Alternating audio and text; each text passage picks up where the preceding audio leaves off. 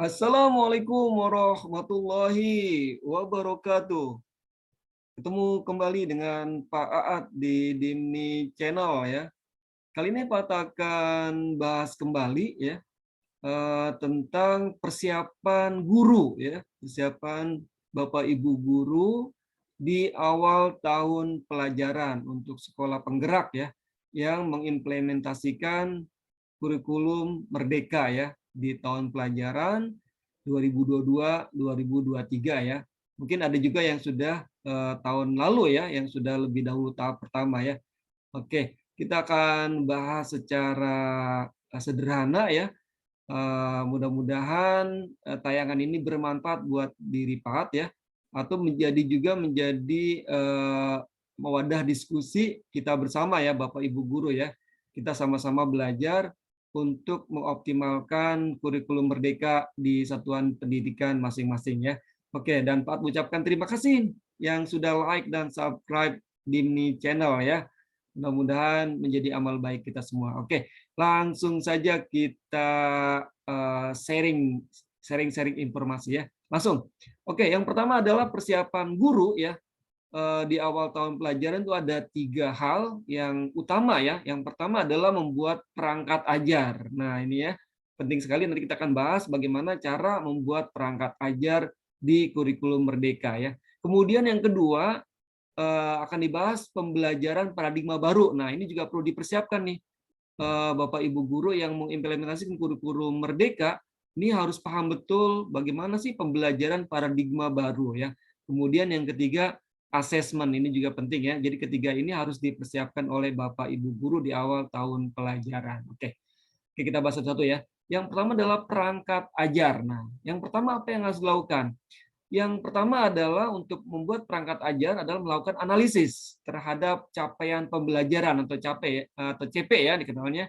Oke. Nah, kalau dulu namanya KI ya, kompetensi inti, atau KD ya, kompetensi dasar ya. Nah, sekarang namanya CP ya, ada perubahan ya. Oke. Kemudian yang kedua, merumuskan tujuan pelajaran atau kita singkat TB ya. Kita harus merumuskannya. Nanti kita akan detail ya, kita akan bahas detail. Kemudian ketiga adalah menyusun alur tujuan pembelajaran atau dikenal dengan ATP. Nah, ya, alur tujuan pembelajaran.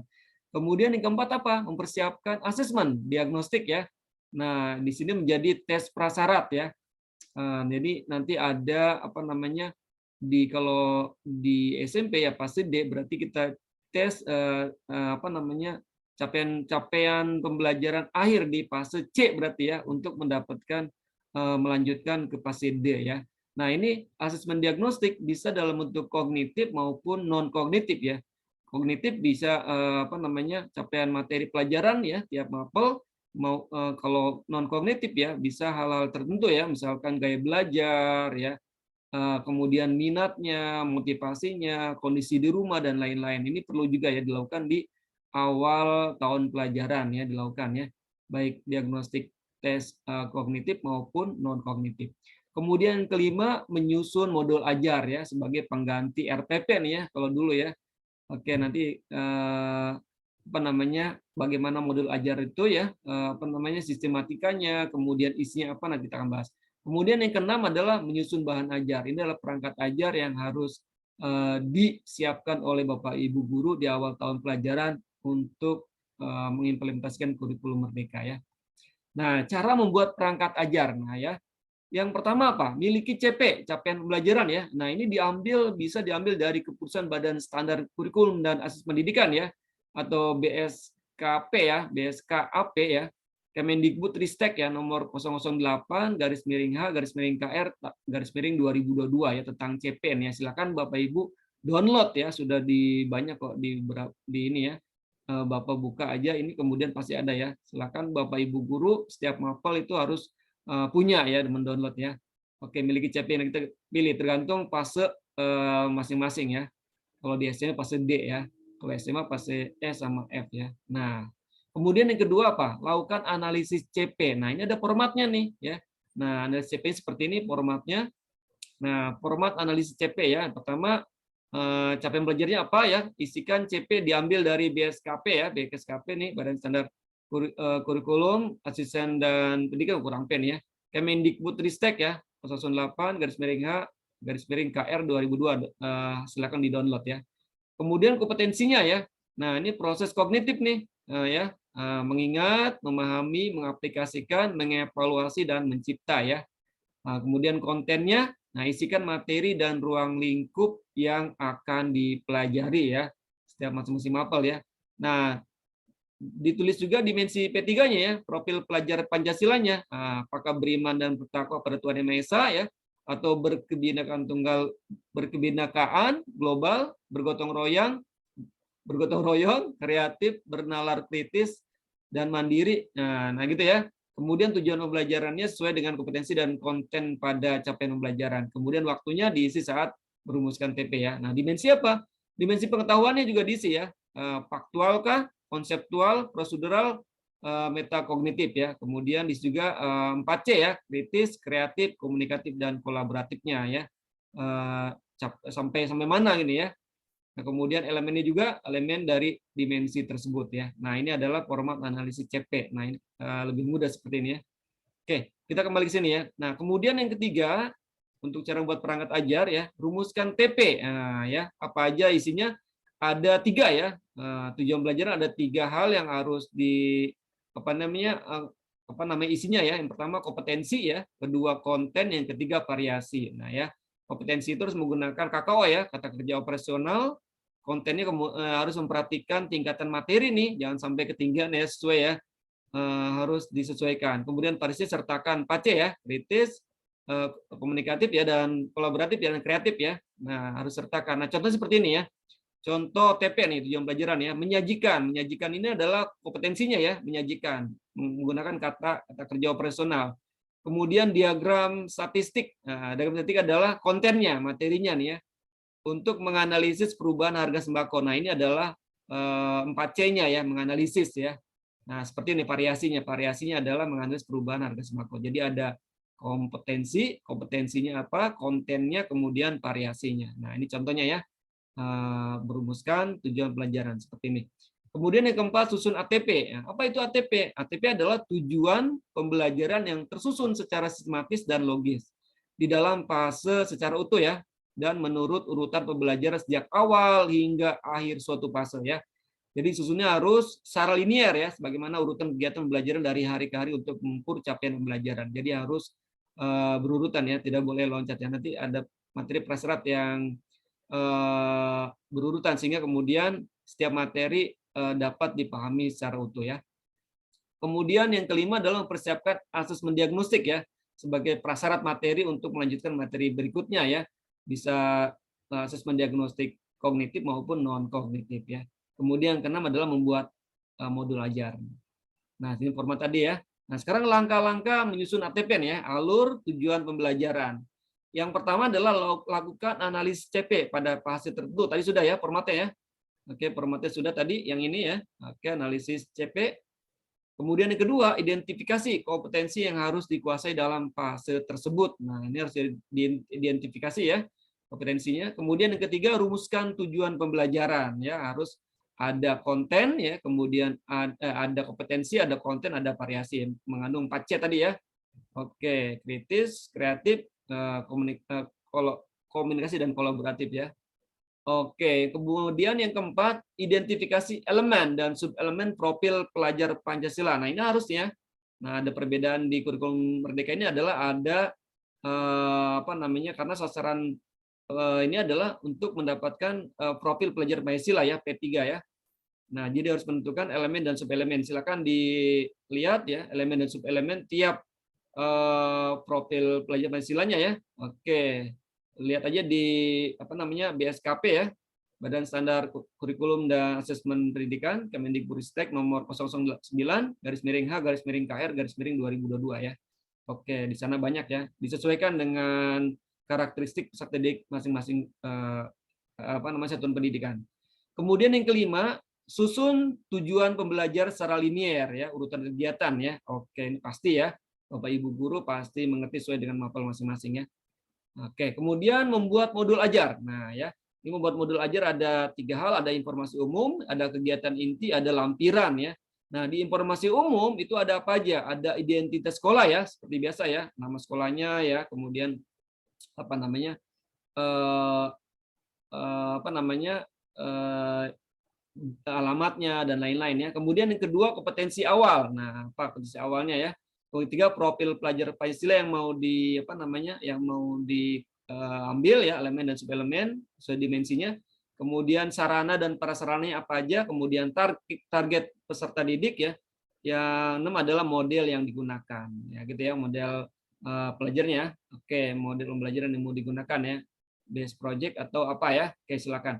Kemudian kegiatan intinya, apa di dalam kegiatan inti nih ya.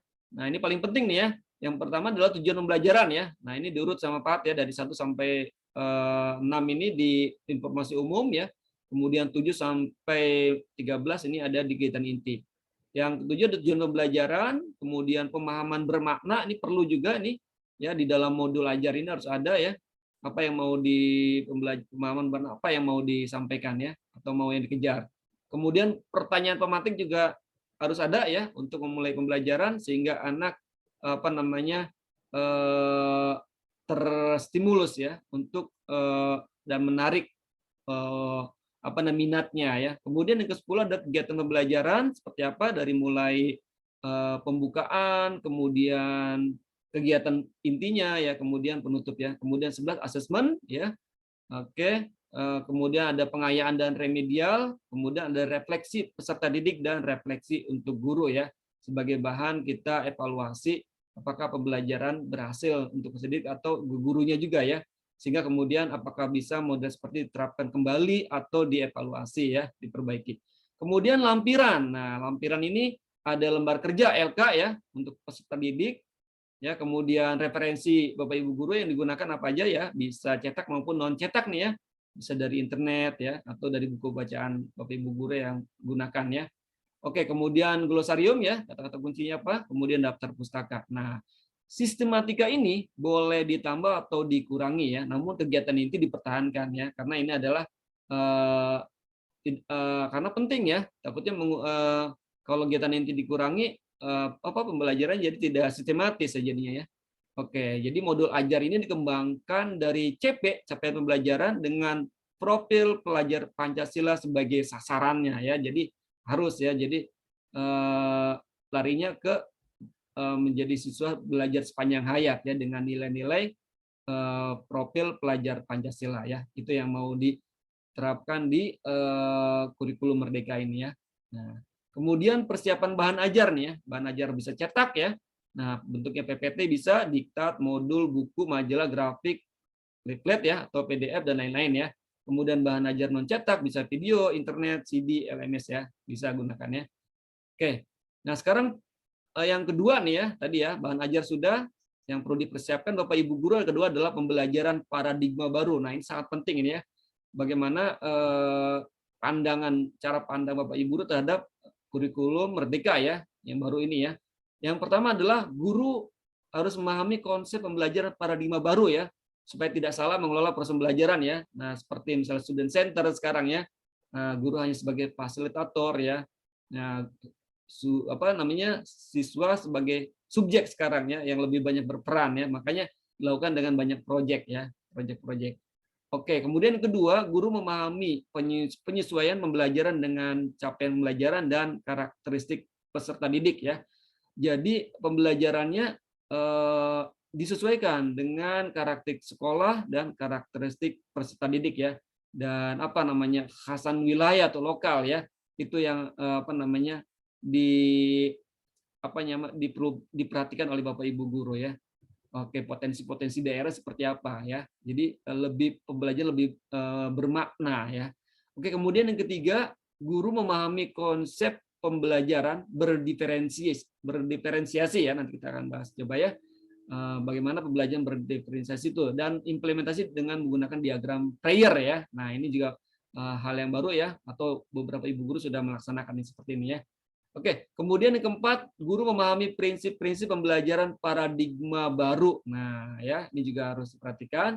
Guru memahami model pendekatan metode yang bervariasi ya, supaya apa namanya ada beberapa model gaya belajar siswa ya, terakomodir ya, ada yang kinestetik, audiovisual atau kinestetik ya. Nah, kemudian guru menerapkan pembelajaran paradigma baru ya, ini penting ya. Nah, pembelajaran apa sih tadi ada pertanyaan pembelajaran berdiferensiasi ya. Nah, jadi pembelajaran berdiferensiasi itu adalah usaha untuk menyesuaikan proses pembelajaran di kelas yang mengakomodir, melayani, dan mengakui keberagaman siswa dalam belajar sesuai dengan kesiapan dan minat siswa. Nah, seperti ini ya. Nah, bagaimana ciri kelas pembelajaran berdiferensiasi ya? Nah, ya. Yang pertama adalah perbedaan siswa dijadikan sebagai dasar perencanaan ya. Nah, ini harus ditulis di modul ajar ya. Jadi apakah siswa kelas ini lain, siswa ini ya, harus ditulis ya. Model siswanya seperti apa ya, di motivasinya atau gaya belajarnya ya, harus ditulis di modul ajar sehingga kemudian treatment guru mengajar di kelas, model pembelajarannya seperti apa ya. Oke, pendekatannya. Kemudian yang kedua, asesmen dilakukan terus-menerus untuk memahami rencana pembelajaran yang lebih baik ya. Nah, sehingga kemudian lebih mengenal ya murid secara individual ya. Oke, tidak klasikal ya. Kemudian yang ketiga, lebih mengakui adanya kecerdasan majemuk ya. Kita tahu bahwa ada 9 jenis potensi kecerdasan ya. Menurut Howard Gardner ya, tahun 1993 dalam bukunya Frames of Mind ya, bahwa kecerdasan tidak diukur pada tingginya nilai mata pelajaran atau IQ yang tinggi ya. Jadi bukan tolak ukur kesuksesan seorang siswa ya, tergantung pada tingginya nilai mata pelajaran atau IQ ya. Banyak kecerdasan bahasa, musik ya, kecerdasan fisik ya. Nah, itu ya. Jadi model kalau di kelas itu lebih mengakui adanya kecerdasan majemuk, itu sudah berarti adalah kelas pembelajaran berdiferensiasi ya. Kemudian 4 ya, keunggulan diukur dari pertumbuhan dan perkembangan individu ya. Prosesnya lihat ya, perkembangannya semester kemarin bagaimana si A ya, bagaimana perkembangan kemudian di semester berikutnya ya, lebih pada proses si anak itu ya, adakah kemajuannya.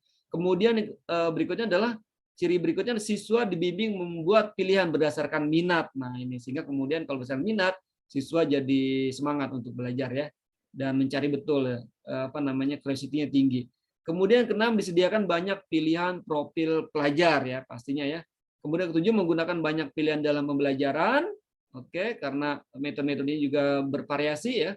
Yang kedelapan, pembelajaran didasarkan pada kesiapan, minat, dan profil belajar siswa ya. Jadi pembelajarannya makanya pertama harus ada diagnosis awal ya, asesmen awal ya, untuk mengetahui karakteristik siswa ya. Makanya perlu dianalisis capaian pembelajaran itu ya, disesuaikan dengan karakteristik peserta didik ya, atau karakteristik sekolah ya. Kemudian ke-9, penggunaan keterampilan penting untuk memahami konsep dan prinsip adalah fokus pembelajaran ya. Makanya nanti ada di kurikulum Merdeka ini ada namanya proyek ya, proyek penguatan pelajar Pancasila dalam bentuk kegiatan-kegiatan ya, belajar yang bermakna ya dan menyenangkan ya. Di situ ada siswa diberikan kesempatan untuk tampil dari kemampuan maupun keterampilan yang sudah dipelajari selama ini ya. Jadi harus ada ya. Kemudian ke-10, pemilihan tugas belajar bersifat multi pilihan. Waktu fleksibel berdasarkan kebutuhan siswa. Kemudian siswa membantu siswa lain bersama guru memecahkan masalah ya. Jadi siswa pintar bisa membantu ya. Kalau sementara di kurikulum sebelumnya ya, siswa pintar biasanya sifatnya egois ya.